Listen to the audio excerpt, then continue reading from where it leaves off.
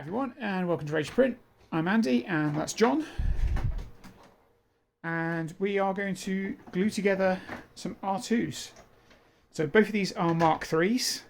This is the one that you see me working on in the previous episode, made out of chop pieces.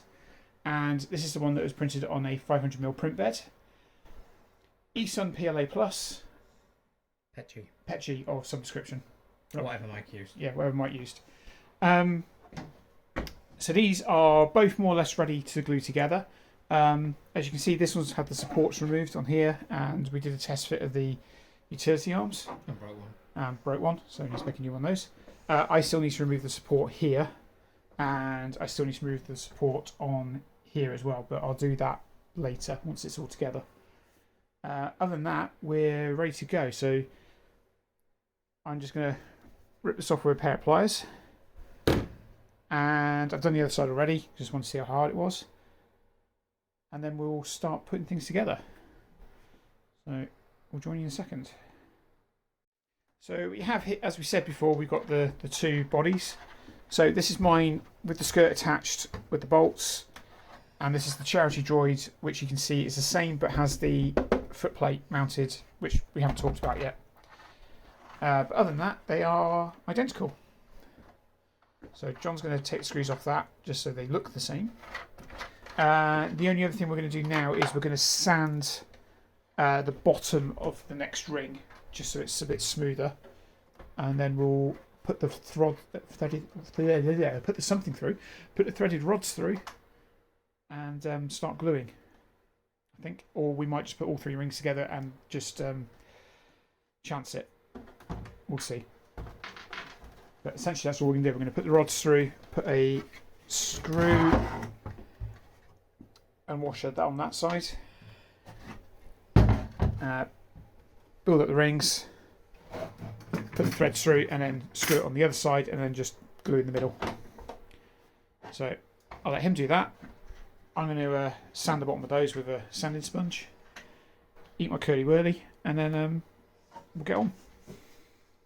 So it's something we noticed when we turned this over to sand it and have a look at it. Whereas I've got the little diamond things to hold the bolts in, Mike used screws, which, as this was a prototype, makes sense. This is the original Mark III build that Michael Badley made in testing his design, and it is here. So this is the one that you see on the banner page of the Facebook group. And it's also the one that's in all the instructions. The grey one with the white greeblies. It's this one. So this is, as we said, this is the one we're going to auction off somehow. I'm not quite sure how we're going to do that yet, but we're going to auction it off. So yeah, we're going to remove these bolts. We don't need them anymore because the bolts are in on the other side, bolted down to the footplate. And we will put the diamonds in anyway, just so it's as per the instructions. But yeah, for now I'm going to sand this is the bottom of the ring. I'm going to sand the bottom of the ring, make sure it's all nice and tidy, and then we can start gluing. Okay, so we come across a small problem on mine, and that's this bit here. This is support and should be removed, but mine's actually welded. I've just been cutting it with a knife, but it's welded along here. But we need to remove this because it should look like that. So going to very carefully cut them and chisel them, and probably end up breaking things to get it off, and then that's what we want it to look like. But yeah, sanding's done, as in preliminary sanding to get it glued together, and then I'll sort this and then we'll glue. Right, so I put all my rings together and I've put the threaded bolt through. I need to get it in the right place on this side, so I'm going to knock it back through and make sure that this bit is level, and I put a washer and a bolt on the other end. So an M4 washer and an M4 bolt.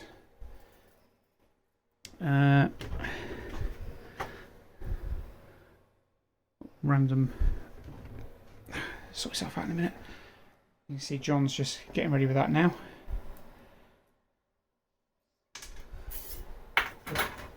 Looks like these aren't all fully washed and bolted, and some have got square bolts on. So I need to grab some more washers. and some hex bolts, hex nuts. Some nuts. Utes. So yeah, that's what we'll do. Right, let's talk about where we are. So they are bolted and washered on the bottom, and we've bolted them on the top enough that it's compressing the 3 rings down. I'm noticing a lot of gaps on mine from print warpage.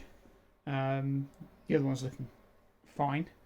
So just needs a sand. So these are all bolted down enough just to compress it. And we're going to talk about these now. So these are the shoulder mount points. They're interchangeable, and they have extra threaded rods that go through them like that. The ones in the charity droid are prototype for 232 that never went anywhere. So originally there would have been a motor in that hole there. The ones that I'm using are Tim Hebel designed ones, and essentially they look like that. These are also 232, but these are manual 232. So I need to glue those together like that, tidy it up, and then they will slot in here, just like that. And then we do that. It's possibly worth saying if you have issues driving these in, we have found the use of a drill just to actually just slowly rotate it down and get it past the sometimes where the lips are quite aligned and stuff, or the hole's quite just a little bit off. More power. Yeah, so I'm going to glue these together. I said they're just like that, and then slot together and glue. These bits are identical, so it doesn't matter which one I use them on, but these do have a front label on them. So the one I have in my hand will go in there, and I can already tell it's going to need a bit of sanding to get that. Oh no, it's not sanding. There we go. So yeah, I don't need to sand that. That would just slide in nicely like that. I say they are removable because they are supposed to be modular for manual 232, static 3-leg, static 2-leg, or even the mythical motorized 232. Right, so I've glued my shoulder mounts together, and John has added the threaded rods in on this one. He's Loctited the top, and it's not going to show very well at all. It shows better on this side. There. That's the other side of the threaded rod, so you could put another screw there. We're just not sure about if it's going to interfere with the greebly. Something else to point out, I think I just worked out why John's got different length rods. These ones for the body are 497mm long. These ones are 390, I think it was. So I think that's why you're seeing different heights. Also because I actually put them right to the end because I'm Loctiting them in there, right at the very end. Yeah, so I think where you're seeing these ones being two compared to these ones. So yeah. So just something to bear in mind is the fact that, I mean, to be fair, you might not need to bolt it on this end. I don't know. We'll see. So we're going to let mine dry, and then I'll get mine to the same stage as this. Instantly, my threaded rods. Yes, you definitely do need to bolt them. What, on both sides? Yeah, because the pressure is going up on this, so you need to prevent these riding up. So you need something to hold it. So you do need to screw on the bottom end then.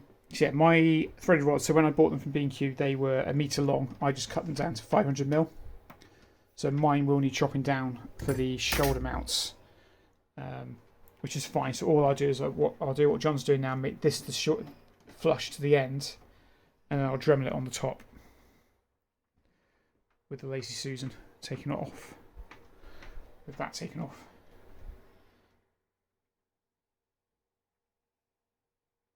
Easy or?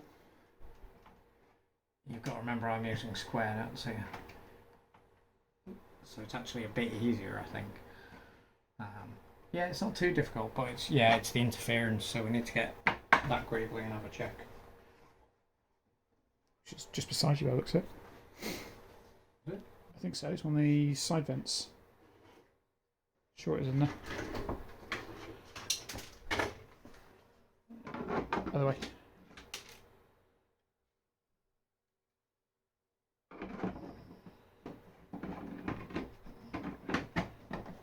Yes, Yeah, it's interfering it's at that interfering. length.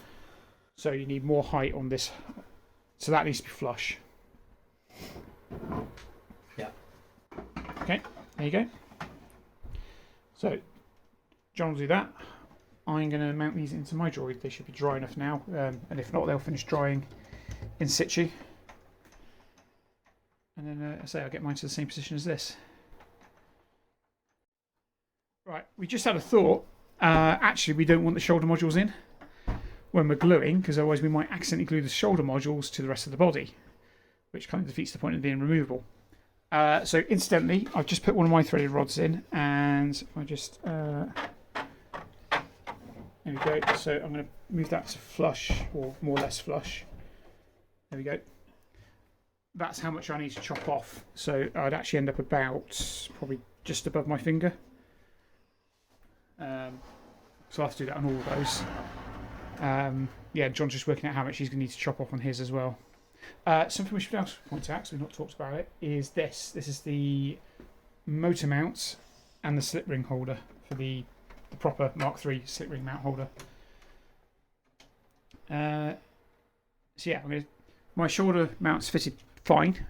So that was a good test anyway. And yeah, next step is to actually glue the damn thing together, which is what we've been trying to do all evening.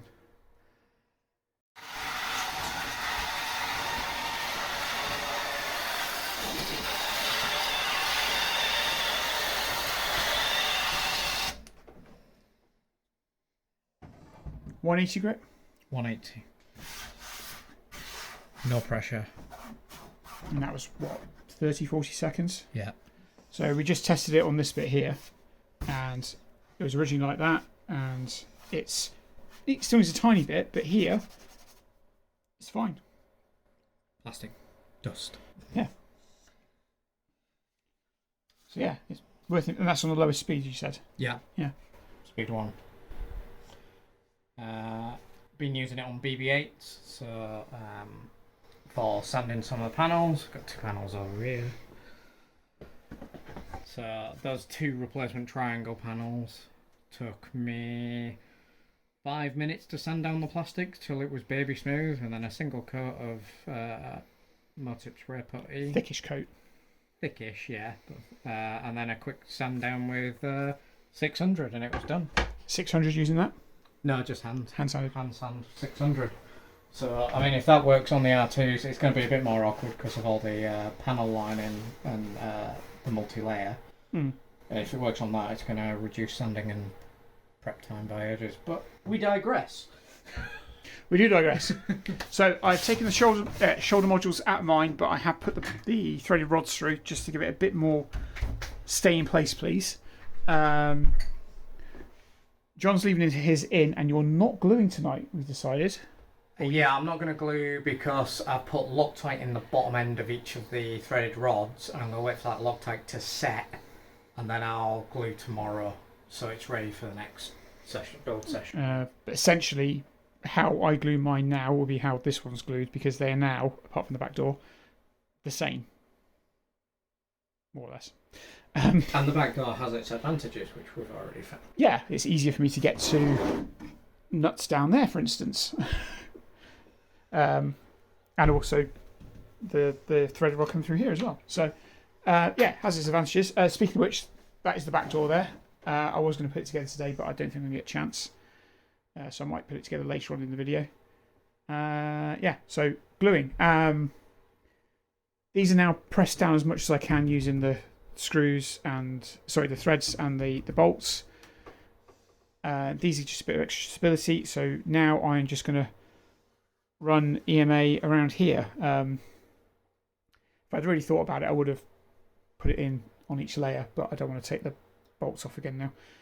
I think I'm going to loosen off the bolts, lift the bottom layer, glue in between, press down, then glue the outside edge, then the second and third layer, do that edge, and then press down and bolt it down again. You have to fiddle with these bolts on top a bit, but you're getting a lot more squish, and you're getting a better bond in between because you've got glue in between. You're not just relying on capillary action, which might not be as good because you're bolting down and there's less gap. Yep. So, okay, that might be something I do then, because it's only 4 bolts. I do have the slight disadvantage in the fact that these had to be drilled in places. So we'll see. So Andy is now applying the EMA in between. We're just using a couple of screwdrivers as wedges to keep them separate for a little bit.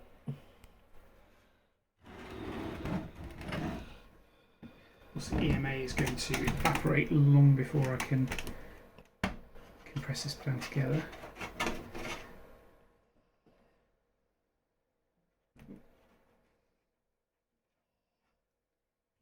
Of course, we should be wearing protective gear for this.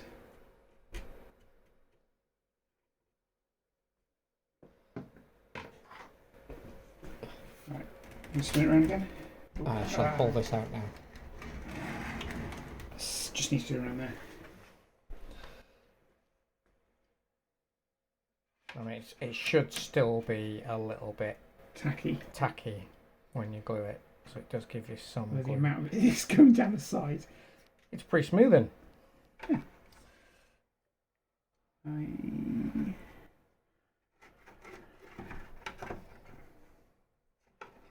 Right. Ready?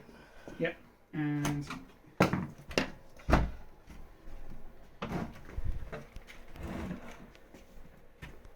can you take the camera a second? Yep.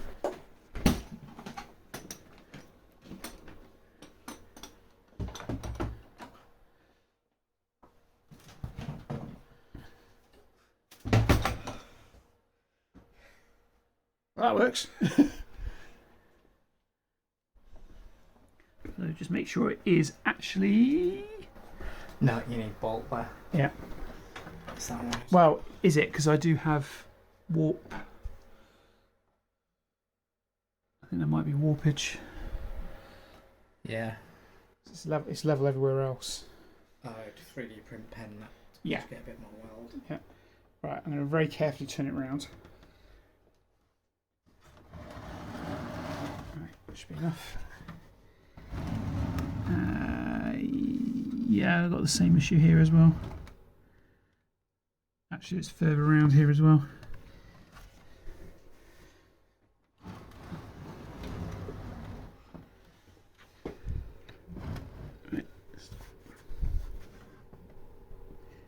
Yeah, I need to put the bolts back down. Yeah, so I'll put the bolts back down. Then we'll put the weights back down, and then we'll glue it and just run the glue around. Watching live from John's garage. Right, this layer is glued enough that I'm confident enough that we've pried it apart. So I'm going to do the same again, just run the EMA around. Not just about enough. Run the EMA around, compress it back down again, and then do the capillary action around the outside. What I will do when I get home is I'll go around the inside again. I haven't got enough EMA, and you haven't got a lot of EMA left either. So that's what we'll do there. So at the moment, this is glued. It'll be glued enough to hold it in position, but it will need another coat just to really bond it together. So with that, I'll get on this before it all evaporates away. And yes, I know I should be wearing protective stuff using EMA. I forgot to bring it with me. Do as we say, not as we do. Yeah.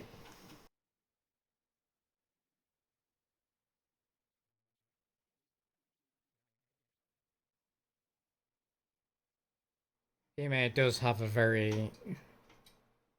pretty short work time, so the key here is getting it on with speed and then compressing it.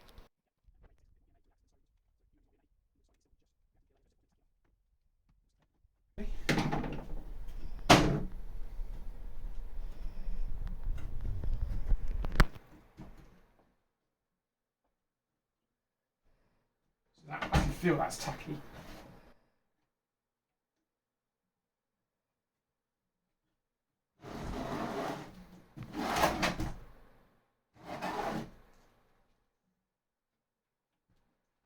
What I'm going to do now is I'll do these bolts back up.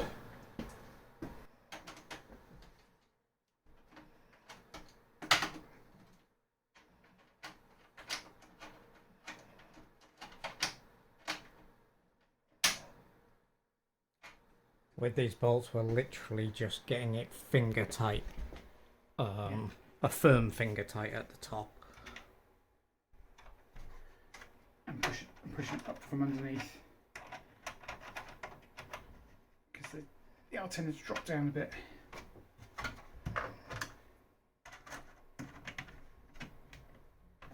we go, I felt the compression on that one.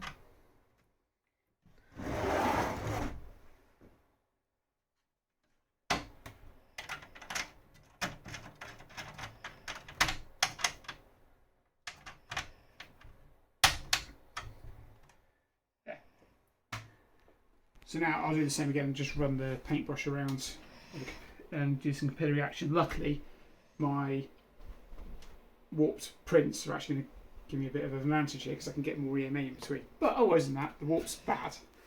I foresee a lot of filling in my future. Yeah, so I'll do that now, and then we'll cut back after. So we're removing these, and yeah, some of them are a bit awkward. But that one just came out really easily, as did that one. Yeah, so this one where I'm troubled, we assume they're all going to be the same, but actually these ones have just gone, yeah, done. That is a really concerning crack noise you hear, but it's fine. So we just need to do this one, which we found it's easy. If you pull out the centre legs, it then removes enough support.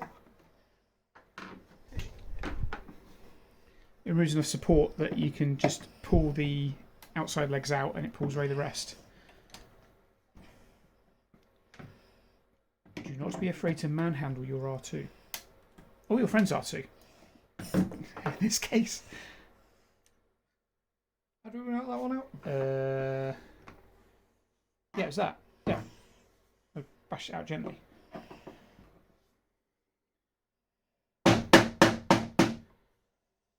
This one may cause us problems.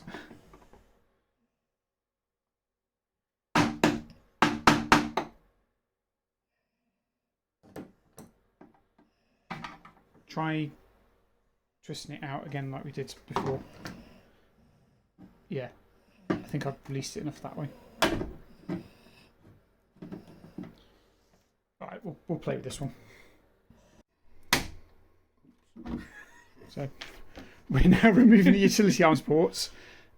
These ones are coming out a lot easier. Well, they're breaking away a lot easier. As you saw, these ones came out really easily. It was this one that was the problem. And we had to drill it, hammer it, chisel it, all sorts. And it's because of where I had the print failure and I glued it back together. I welded that entire piece together. So let it be said that that 3D welded, that the EMA welded PLA is strong stuff, because it was a pain to get out. So yeah, now we're just taking these bits out, and these generally, yeah, they seem to be going a lot better. I found it's quite easy to leverage the next one along as you. Yeah, okay. There you go. There's that instant where you think, is it going to break? But there you go, that's nice and clean. Actually. Yeah, that is clean. Well, that's not clean as I was expecting. A little bit of stringing up there. In the Yeah, back. doesn't surprise me, but it's alright.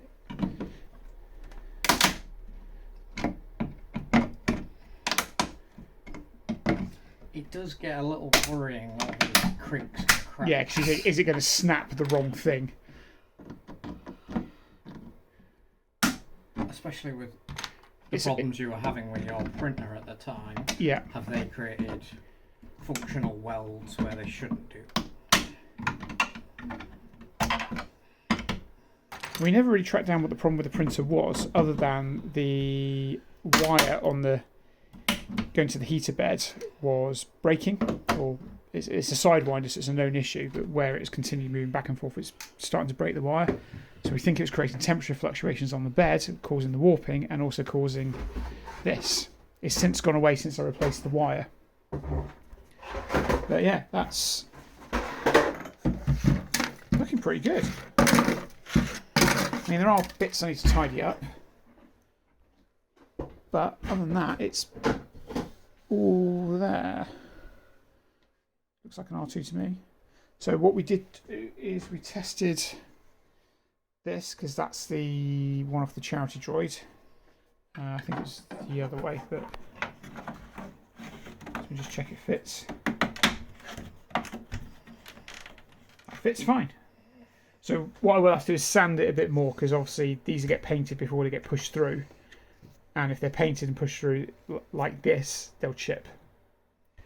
So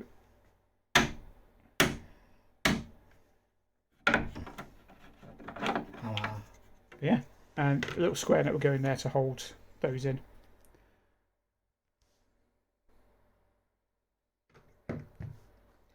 Yeah, I think we're done. That's your top ring. Yeah, so I think we're going to have a quick discussion if we need to do anything else, but other than that, I think we might be leaving this section here. And the next section will be probably me back at home finishing off. Filling. Yeah, I don't know if to do that when we get to the painting stage and just finish the actual construction of the body, as in the legs and stuff. Like spots like this where you've got millimetre gaps. Yeah, I'm sure that wasn't there when I did it before, but I mean, it's flush everywhere else. A good thing to test. Do a measurement at a couple of points across the circumference of it. Check you're within, digital. The digital reader is probably better, but you can do it with a tape measure. It's just not as accurate. Yep. Right. It's been about 2 months since we last did that video in John's workshop. We've had Christmas and it's now the new year. It's still freezing cold, so I don't know how much I'm actually going to do right now, but the plan is this. I need to chop these down so I can get this top ring to sit sort of against here. That needs pushing down a bit as well. So I need to work out how much I need to chop these down by. I think from memory it needs to be enough that it pokes out through the ring. So I need to take the Lazy Susan off and then try and sit it on, and then I know where my chopping point is. So that's what I'm going to do. I'm just trying to familiarise myself with where I've got to. I mean, obviously I remember I still got these bits to sort out. Yeah, something worth mentioning is I'm getting rid of this gear ring here and replacing it with the magnetic mount. So that'll probably be the next video where I swap this over. So actually me taking the Susan off is a good thing, because it means I can work on this bit as well. And you'll notice there's a Mark IV dome there as well, kindly donated by Loz, and that's going to go on the charity droid. That's the Mark IV with the integrated panels. So yeah, I'll get the Susan off, put the top ring on, take these bolts off. I think I need to take those bolts off, and then we should be able to have a look at it and see where we are. Right, so the Susan's off. I'm leaving these ones on that connect to the Susan, obviously, because the only way to get them on is from the underside, which will soon be covered up. The bolts have come off the other threaded rods. So now I just need to line this up. As you can see here, there's the notch that follows the large data port. So theoretically, all these holes should line up. Of course, doing this one-handed doesn't make it easy.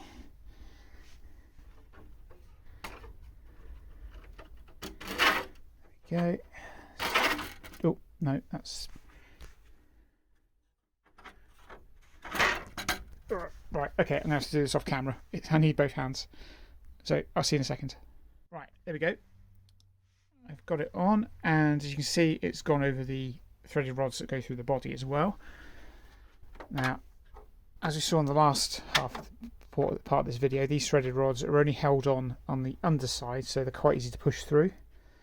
And you'll notice this one's bent. That's because it was sat there over Christmas, and that large purple box was balanced on top of that. Yeah, didn't go well. The box came off worse, I should point out. So that's on. There's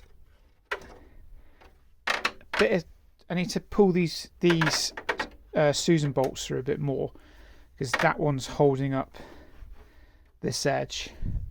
That's being pushed up mainly because of this screw here, but also because of that little lip there. Not too worried, because there will be cleanup happening. So I think the next step is to put these screws, those bolts and washers back on these already cut down threaded rods. Put some new washers and nuts on these threaded rods, and then I know where to chop it. And essentially, it's going to be chopped off at this level. I can already tell this threaded rod here will need cutting or filing, as will that one. That one looks like it might be alright. So yeah, so M3 nuts, M3 washers, M3? M4 even, sorry. M4 washers and nuts, and yeah, I'll put those on now. There you go, so on like that, a washer and then the M4 nut on top. And if you have them and they don't pinch your fingers too much, needling those pliers will save you a lot of time in aggro.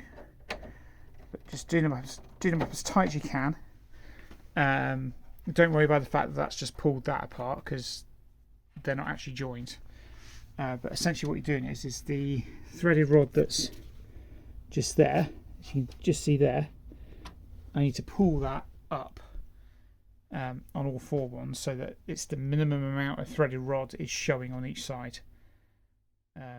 Obviously, because the front gets tilted forward, you're more likely to see those bottom bits than you are on the back bottom bits. So I need to make sure they're less visible.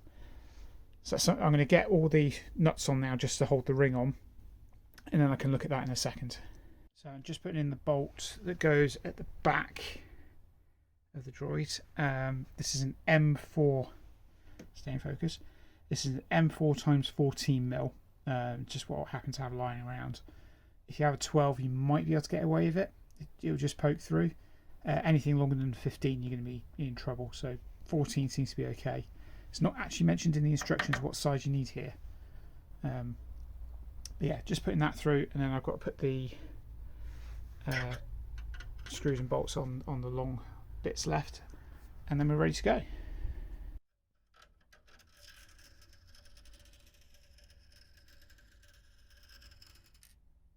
I don't know why, I just found that really satisfying. If you're wondering why I am not cutting them before I'm putting the screws on, the bolts on, the nuts on, simply because at the moment, as I said earlier, I can't get over that, these rods will quite happily push down. So if I try cutting, I might accidentally cut too far up, and I'll have to cut it again. Too far up? Yeah, too far up. I'll have to cut it again. So I might as well bolt it in place and then cut to the height of the nut. Yeah, so that's why I'm doing that. So just got to put the nuts on now, and then we're ready. If I didn't know any better, I would say that was bowed in the middle because it's too long between these 2 points, which doesn't seem right.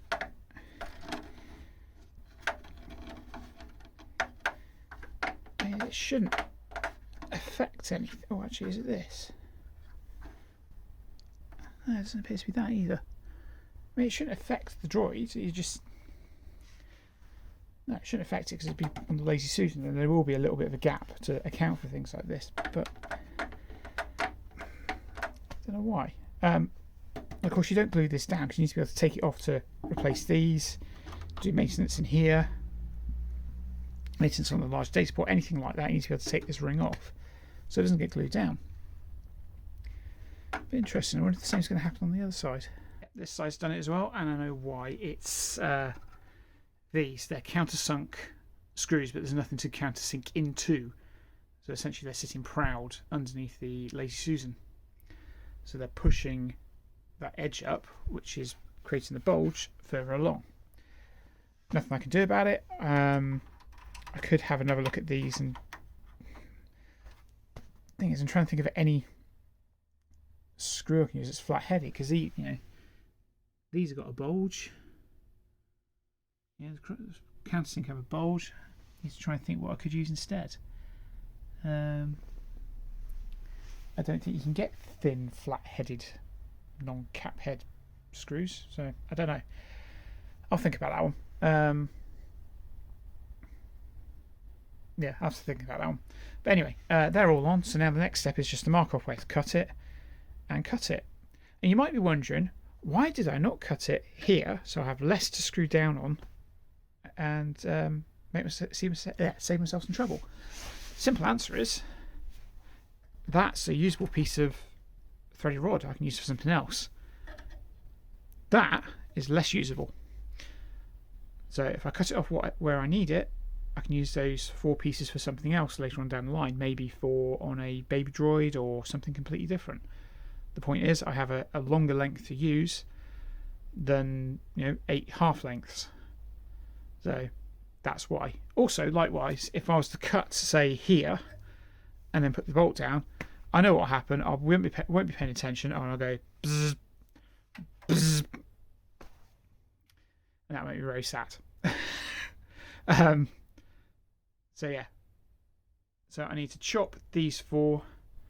That needs this one needs chopping. As is that one. As I suspected, that one's actually all right. That one's okay. So I've got 6 cuts to make.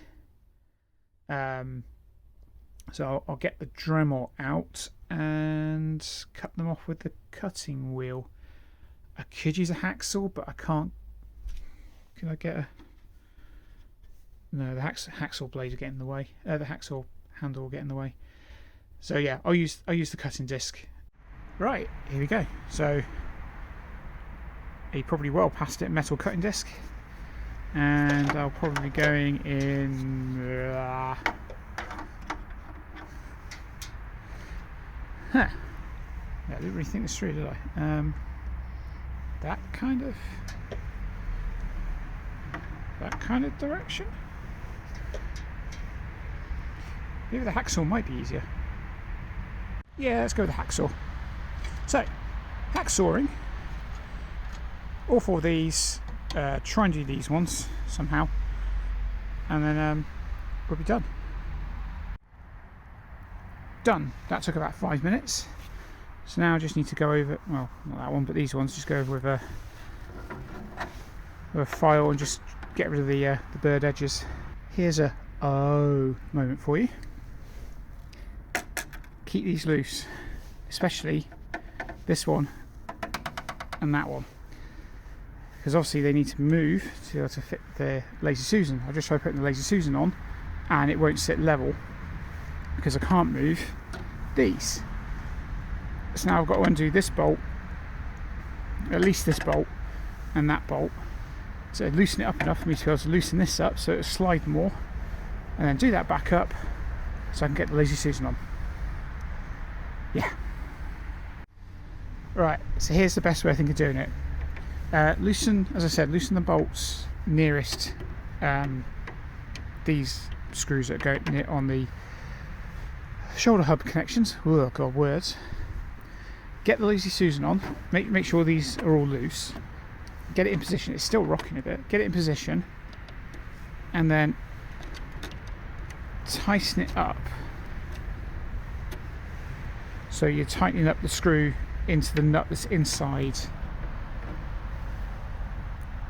there.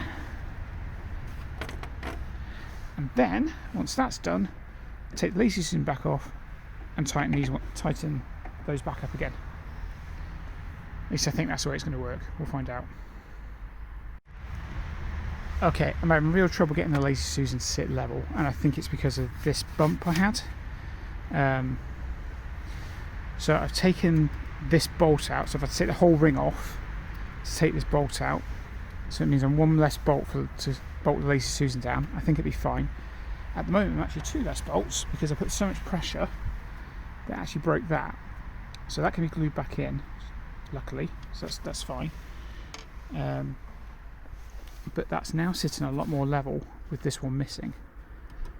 So I'm going to try putting the lazy, I've half bolted it back down just so it stops popping off, but let's try putting the Lazy Susan back on and see if we can get it to sit level, and then I know I'm okay then, and then I can put the washers back in and screws down properly.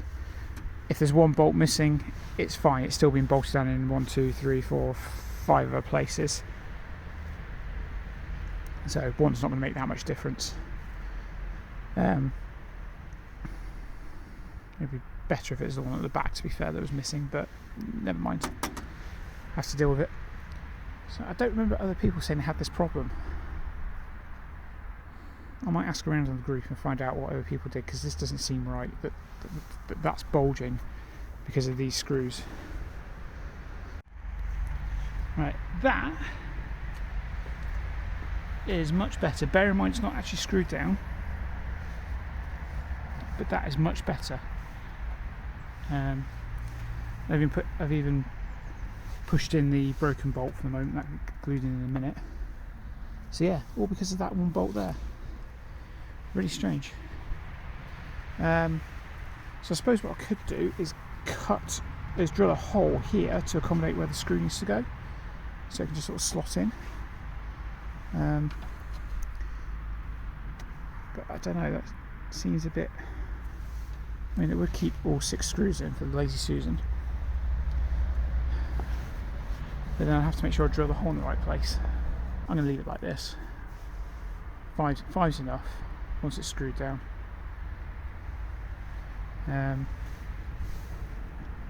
Yeah, once it's screwed down, it's not going to go anywhere. So yeah, I need to take this back off again, and then put these nuts back on, and then I think I'll put these nuts on just to keep it in place before I change this. Yeah, because I need to take this back off to change the ring over for the new one. So yeah, let's put the bolts back on. So after all that, it's still rocking in place, and I can't quite work out why. Because if I push down on this side, then this side's too high.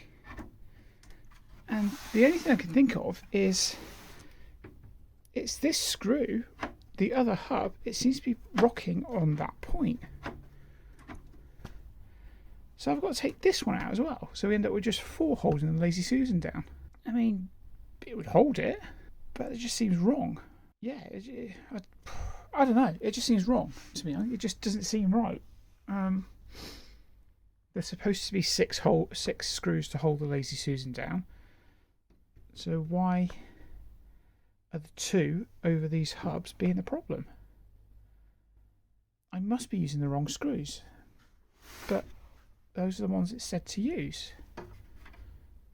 So I'm a little confused, if I'm honest.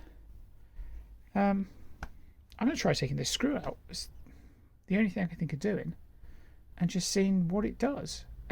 So admittedly, it was lying flat before I screwed everything down. Before I bolted all these back down, it was lying flat.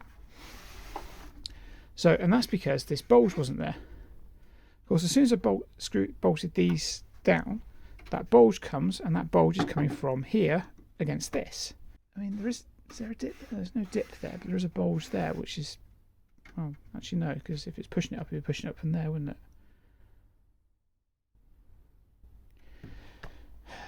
I'll try it. It's only time. I will try it, and then I'll know what it is. If it's being held down by 4 bolts, it's being held down by 4 bolts. At least the 4 bolts are opposite each other. It's better than none at all, I suppose.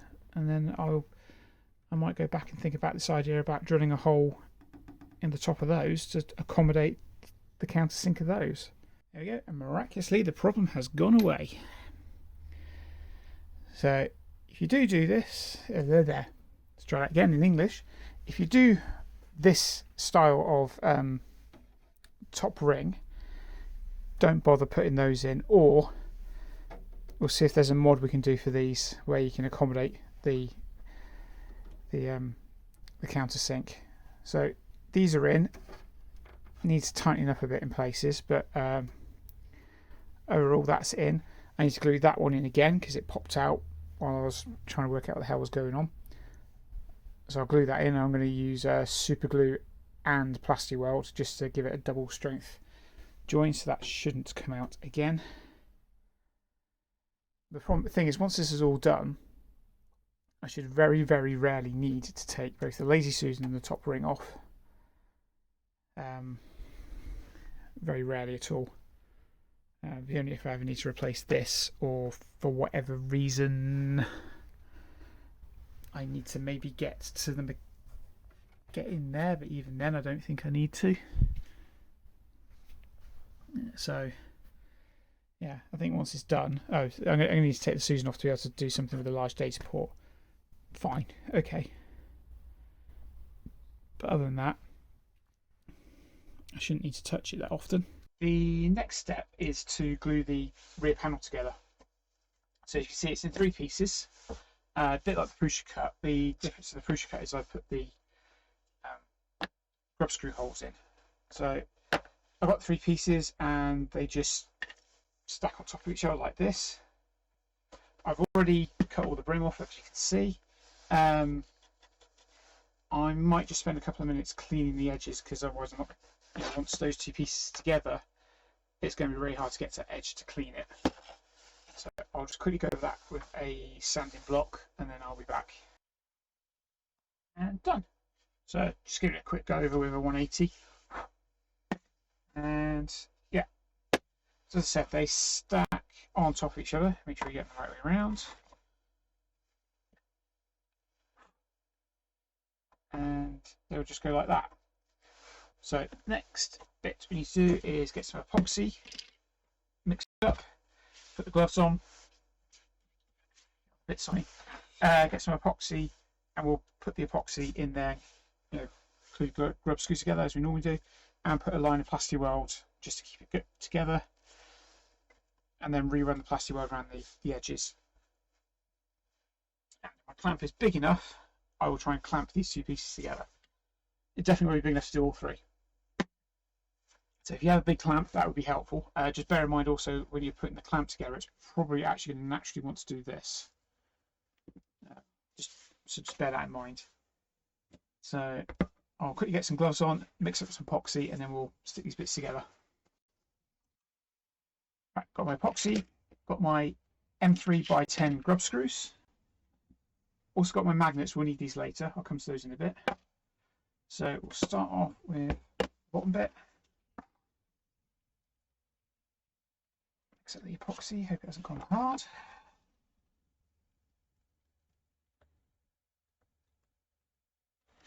Looks fine. I'm going to do a tiny bit at a time because it's going to go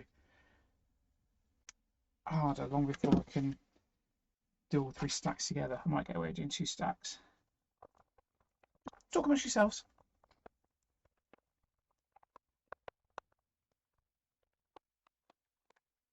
Right, I think we're ready. I really need to invest in a silicone mat like punch props use. It'll make my job a lot easier. So just a tiny bit of you know what I should have done? Check the screw holes actually fit. That one fits. We've got a slight dimensional issue here.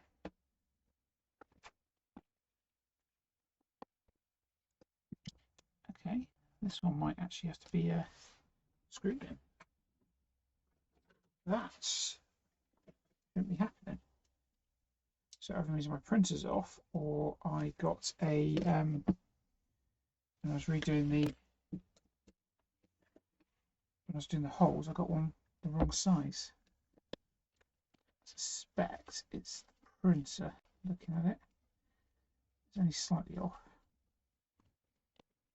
On the bright side, we know that's not going to come out easily.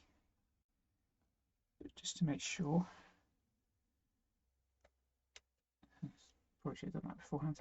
Okay, so let's check this one. Make sure we're not going to have the same problem. Otherwise, I might have to drill a hole on this one.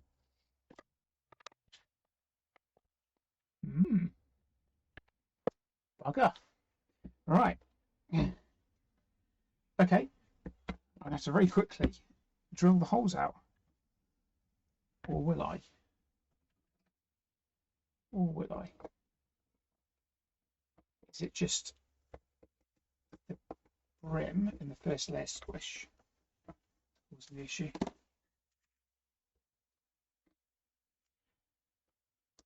They are still quite tight. Right. No, let's drill those. 2 secs. It's a waste of. It's not a waste. Let's check this side.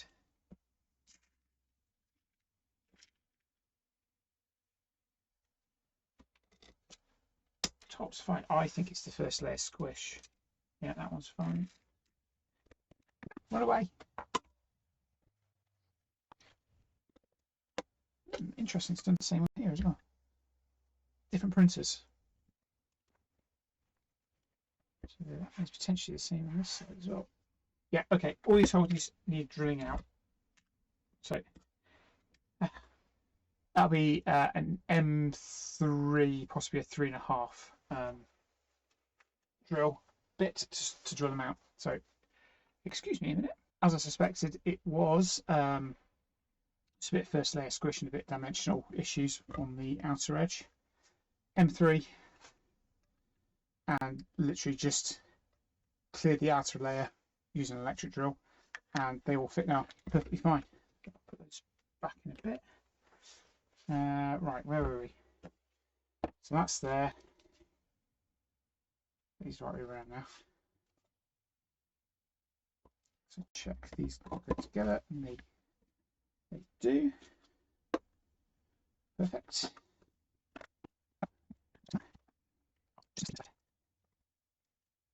Do this one. I'm getting more of it on my gloved finger than anything.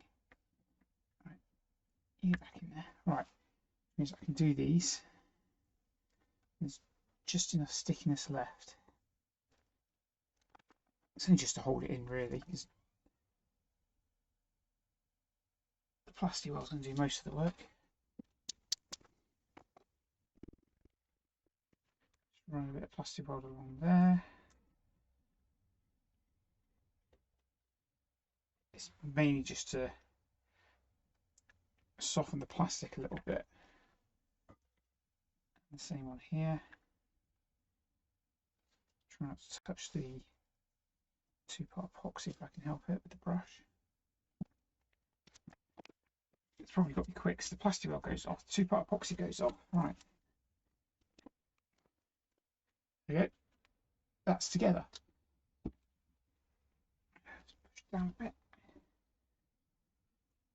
And then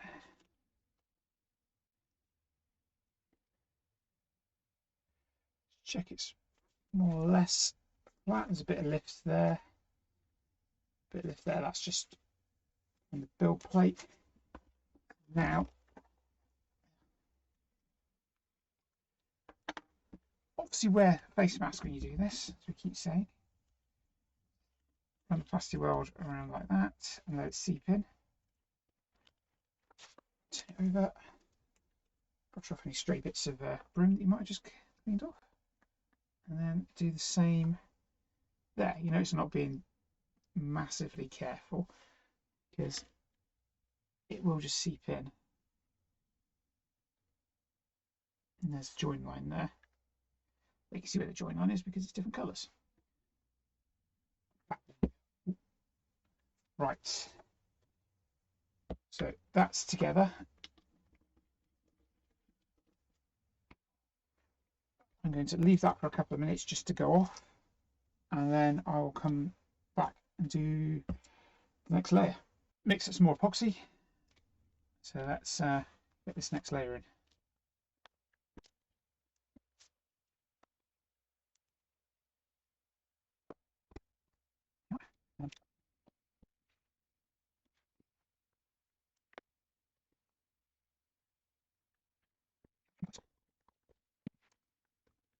And put the next bit of epoxy on the top,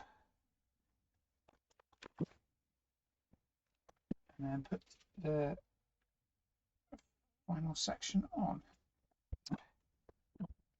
Come on, you lined up on the dry fit. There we go. Right, I've got a slight bit of movement here. The hole, incidentally, I didn't actually drill the bottom hole. Is slightly bigger than the top hole, than the M3 grub, which you expect, but because I didn't really wait for the epoxy to go off, it hasn't dried. But then, likewise, I didn't know the grub screw would be straight, so I didn't really want to wait for it to go off because I needed it to straighten itself up with being inside the hole. So I'm going to keep my hand on it like this with pressure down. That side seems okay, middle seems alright. It's literally just this bit here. I suspect what it is when I dry fitted this, I noticed the grub screw hole didn't line up in the middle. Now it does line up, but I think what's happened is when this bit's printed over, because there's been a couple of months between me printing and putting it together, and where it's been lying down on the floor or in the cupboard, it's probably lying down on this end, and any heat or just natural gravity just sort of flattened it out ever so slightly, so that the grub screw is now forcing it back into this position, which means that this is now being pulled out of position. So me holding it here, and then I'll rub the plastic weld around it, should keep it in position. Likewise, when the magnets are on and it's up against the body, that'll hold it in position as well. Hopefully it won't bow out.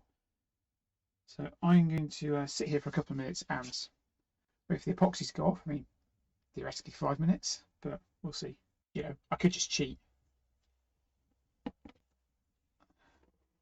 I will leave that in position. Actually, while it's like this, I can glue it. So I'll quickly, should have done that the other way, shouldn't I? I will quickly glue it now. That means the 2-part epoxy and the plastic weld will dry in place, rather than me weakening it again with the plastic weld.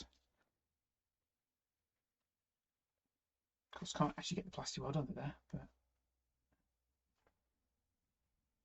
without melting the clamp parts. Yeah, you notice I made the join marks inside of the seam, inside of these seam lines, panel lines.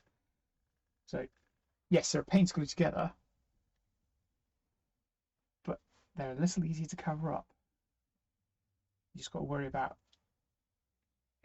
this bit here, rather than all the way along. At least that's my thinking. Might not be the right idea, but we'll see. You can stand like that? Of course you're not. Just got to be careful that I haven't put plastic weld behind here, that it melts. So let's just double check that. That's right.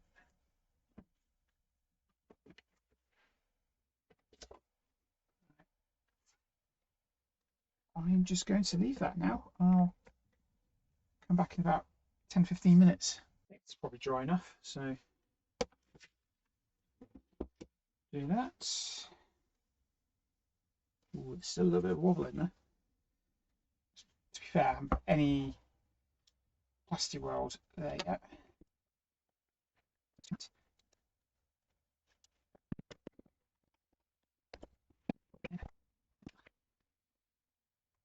Right, let's go try this in R2. So here's the body as we left it yesterday. So if this is correct, this should fit in nicely.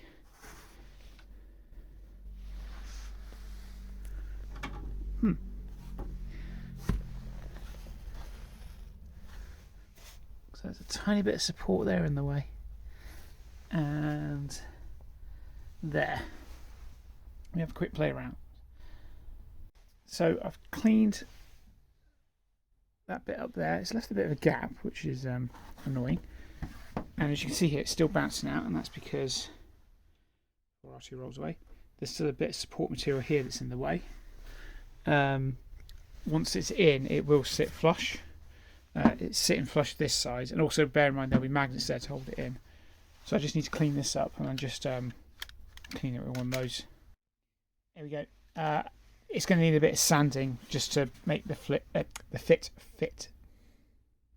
me try that again. It's going to need a bit of sanding to make it fit flush properly. It's in, and yeah, it takes a bit of force to get it out, and obviously I won't have these handholds here when the body's together. But it is still this corner that's causing the issue. Or is it this corner here? Or is it this corner? No. So when you put the back panel on, I've already noticed. Sorry, this is very hard to do one-handed. You have to put it in from the bottom first, and that's because of just the three pillars. The pillars here, and then.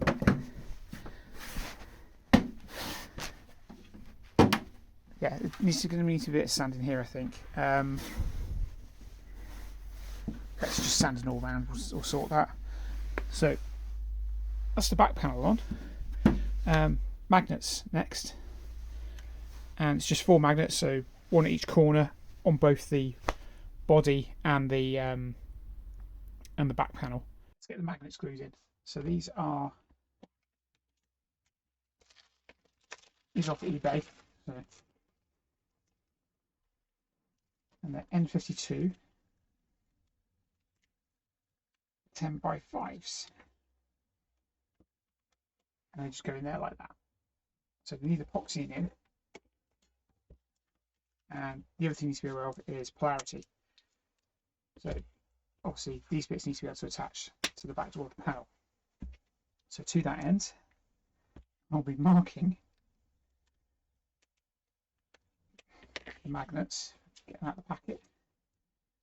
So I need 8. 1, 2, 3, 4, 5, 6, 7, 8, 10 of that. Okay. I'm going to mark the top, and I know that essentially it needs to be the opposite way round. And it just means if I have to stop halfway through, at least I've marked out which way around they need to be.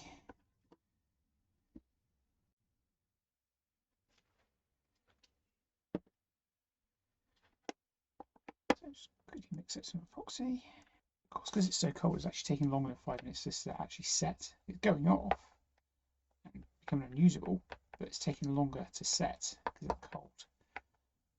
It's currently 4 or 5 degrees in here. Not very nice. So, but try and get some epoxy in there.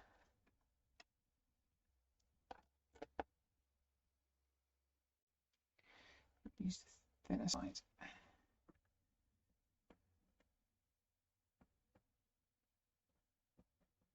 That's better. And then grab your magnet. And in this case, I'm going to go X side up. Quickly mark the top of the next one so I don't mix them up. Smooth it off a bit, try and level it out. There we go. And then do the next one. Epoxy in there.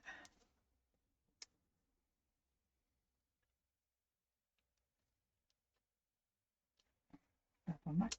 Oh, grab a magnet. Ugh.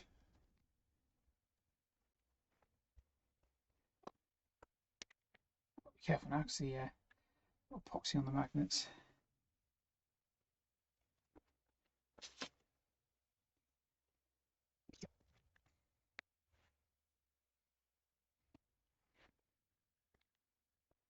Maybe stamp would be better. Instead of using a Sharpie, just stamp the next one in the line. Last one, I'm going to change my gloves.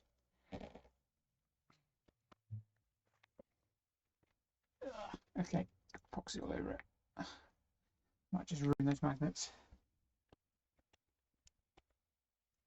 These are going to have to come off.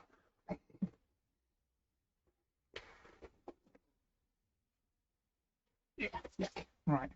I was going to leave those set and then probably come back to them maybe tomorrow or something, or even later on this evening, before you attempt the ones at the back on the body.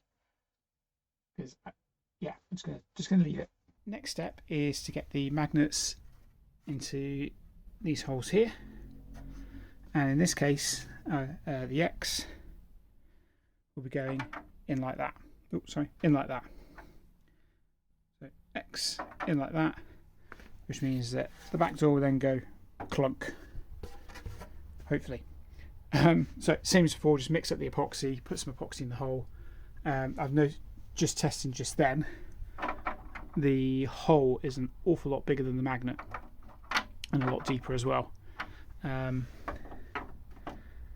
Interestingly, not so much on that bottom one back there. That's thinner. Okay, so that one's actually a little bigger for some reason. Don't know why. Anyway, yeah, it's just the same thing again. And I've already pre-marked all the magnets with an X on, as you can see.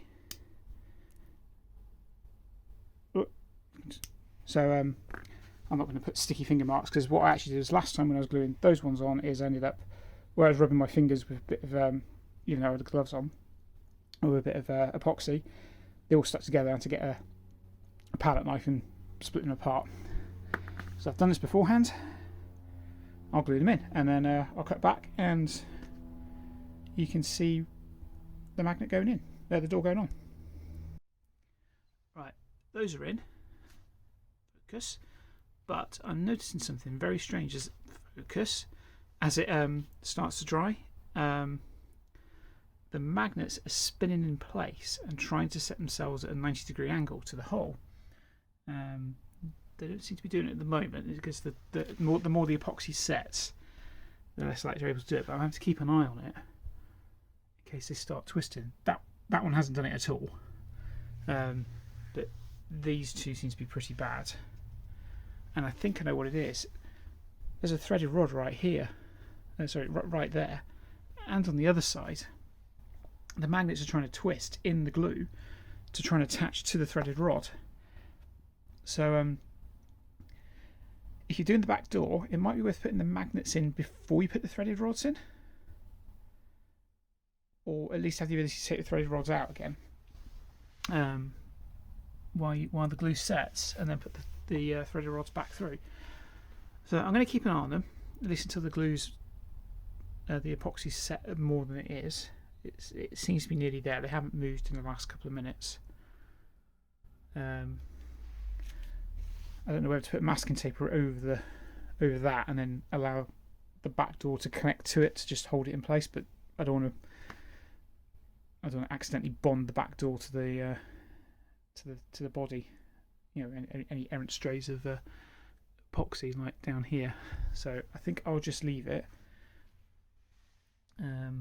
I can't even use a hairdryer because it'll probably warp the plastic. To be fair, a hairdryer wouldn't, but a heat gun would. So yeah, I'm just going to keep an eye on it. Oh, incidentally, I've mounted the Lazy Susan wrong. That nut is supposed to be under it, which would then probably sort out the fact that I had the bump here. So I might be able to put the screws I took out back in. So yeah, the Lazy Susan's supposed to be one nut high off the body.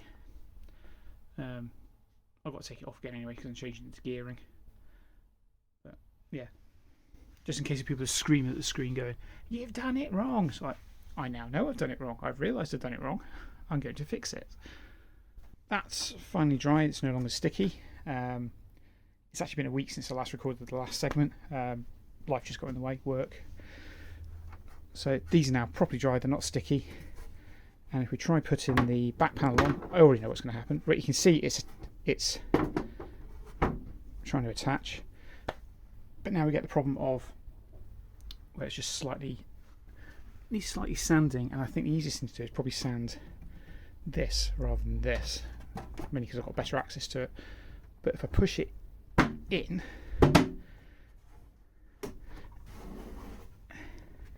you can see we've got a bit of a gap there. So I'm thinking, yeah, if I sand the actual back panel, I mean, don't get me wrong, it's sticking, it's not going anywhere. But if we sand the actual back panel, we can get it to fit properly. Actually, there's a bit of a epoxy on there as well that might be helping. So we'll sand that and we'll get it to fit so that when I go click, it will just clunk into place and not have to push it into place as well. So that'll be a sanding block done. I started going at it with an 80 grit sanding block, and I actually ended up going with a 120 on the actual mouse sander, just in these corners. It was these two corners in particular that were sticking. In fact, it's still, it's still got a bit of a hinge action on it now, but much better. Much better. It's still a little bit tight, but I can live with that. So yeah, that's that done. So spin the body around. There we go. So ignoring this, because this is getting changed. This is getting changed anyway. So that's got to come off. I'm going to call this episode done. Yeah, I'm going to call this episode done. And next episode, I'm going to be working on the gearing. I'm changing it out for a magnetic gearing, which you can see all the pieces down there for. And then we'll also be working on the legs as well in the episode after that. You'll notice there I was just checking that I had access. So you see this hole here. There's a hole under there. I need access to that to be able to put the utility arms in. So I can't put the roof of this charge bay in until the utility arms are in. I've got to remember that. Just seeing if there's. I can't feel one there. I don't think there is. No, there isn't one there. So it must be just purely coming from the top there, which means this needs to come off again to be able to get into there, which is fine. That's the whole point of being able to remove this. So, body together, back door on. I'm happy with that. There's a few issues, but it's R2. There's always issues. So thank you very much for watching, and I'll see you on the next one. Bye for now.